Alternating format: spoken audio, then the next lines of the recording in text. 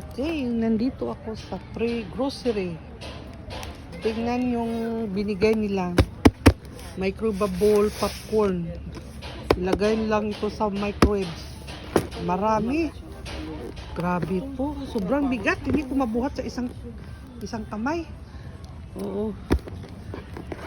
44 bags ang laman dito. Naka-sale dito. Mayroon akong turkey guys. Ground turkey. At saka mayroon akong ano to, oh. Ang daming tinapay, isasauli ko ito.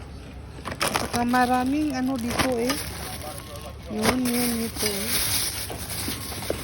Oh, tingnan. May salad, cereal, mga pitsi-pitsi dyan. At saka may cream pa oh, dalawa.